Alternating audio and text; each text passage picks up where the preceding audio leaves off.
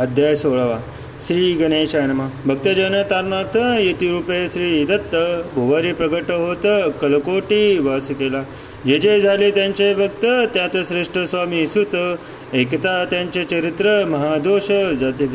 प्रसिद्धी मुंबई शहरात हरिभाऊ नामे विख्यात आनंद होते नांदत निर्वाह करीत नोकरीने. कोकणा प्राती राजापूर तालुक्यात इटिया गाव सुंदर हरिभाऊ तेथे राहणार जात मराठे तयांची. ठीक होते त्या गावाचे होते संपन्न पूर्वीचे त्याच गावी तयाचे माता बंधू राहती. मुंबईत तयाचे मित्र ब्राह्मण उपनाव पंडित ते करीत व्यापार त्यात तोटा आला तयासी. एके समय पंडितांनी स्वामी कीर्ती ऐकली कानी तेव्हा भाव धरुणी मनी नवस केला स्वामी ते. जरी 8 दिवसात मी होईन कर्ज मुक्त तधी दर्शना त्वरित कलकोटी येईल. हरिभाव आणि त्यांचे मित्र अपूचा व्यापार करता त्यात आपण नुसकान त्यात सत्य येईल असे वाटले. त्यांनी काढली एक युक्ती बोलवून पंडितांप्रती सर्व वर्तमान त्या सांगती म्हणजे काय हे करावे. हे नुसकान भरावयाची द्रव्य नाही आम्हा पासी फिर्याद आता ब्रुसी बट्टा लागेल आमुच्या. तेव्हा पंडित बोलले मला कर्ज काही झाले निघले माझे दिवाळे यात संशय असेना. तुम्ही व्हावया कर्जमुक्त यासी करावी युक्ती एक तुमचा होऊनी मी मालक लिहून देतो पेढेवरी. अपूचा भाव वाढला व्यापारात नफा झाला हे सांगवा पंडितला मारवाडी आला आनंदाते. अक्कलकोटी स्वामी समर्थ साप्रत काळी वास करीत त्यांचीच कृपा ही सत्य कर्जमुक्त झालो आम्ही. गजानन हरिभाऊ पंडित त्रिवर्ग अक्कलकोटी जात समर्थांचे दर्शन घेत पूजन करीत भक्तीने. तेव्हा समर्थ त्यांसी शिवराम मारुती ऐसी नामे दिदली त्रिवर्गासी अनेक मंत्र दिदले. पंडित राम म्हटले गजानन शिव नाम दिदले मारुती हरिभाऊ म्हटले तिघे केले एक रूप. मग समर्थ ते वेळी त्रिवर्गाजवळ बोलविले तिघांशी 3 श्लोक दिदले मंत्र म्हणून ते ऐका.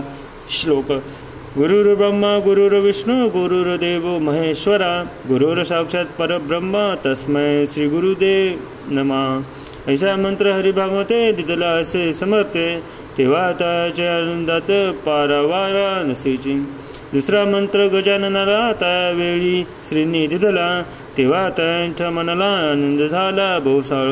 श्लोक आकाशात पतित तोय येत गच्छित सागरम सर्व देव नमस्कारम केशवम प्रति गच्छित. संतोषले त्यांचे मन मग पंडितीजवळ घेऊन एक मंत्रोपदेशन केले पावन तया ते. श्लोक इदमेव शिव इदमेव शिव इदमेव शिवम इदमेव शिवम इदमेव शिव. 300 रुपये तयांती आणले होते मुंबईहूनी ज्यांचे काय करावे म्हणून विचारिले समर्थाते. ऐसा प्रश्न ऐकूनी समर्थ बोलले त्या लागोनी त्यांच्या पादुका बनवूनी येत आणाव्या सत्वर. काही दिवस गेल्यावरी त्रिवर्ग एके अवसरी उभे राहून जोडले करी आज्ञा मागती जावया. आज्ञा मिळत तयासी आनंद आले मुंबईसी हरिभाऊच्या मानसी ध्यास लागला स्वामीचा.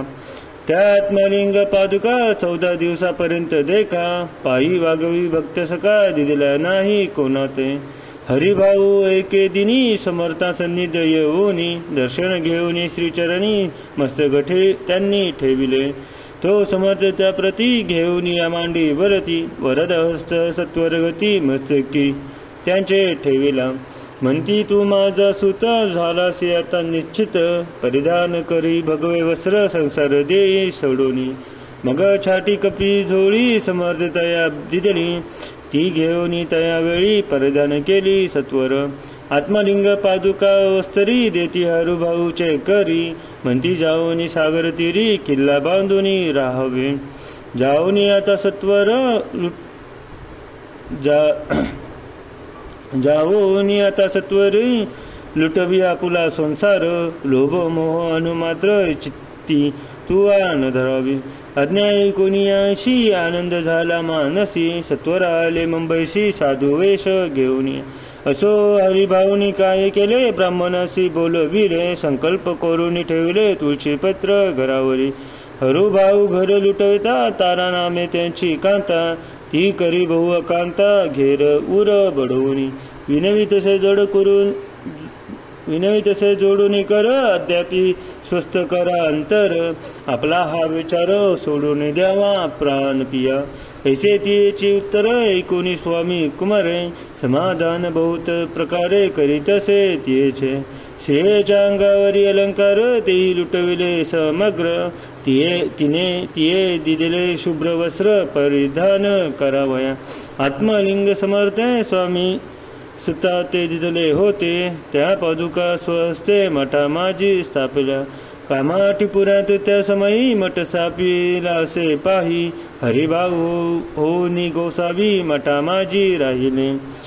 इति श्री स्वामी चरित्र सारामृत नाना प्राकृत कथा समंत, सदा भाविक भक्त परिसुत शशोध्याय गोड हा. श्रीरस्तु शुभ भवतु.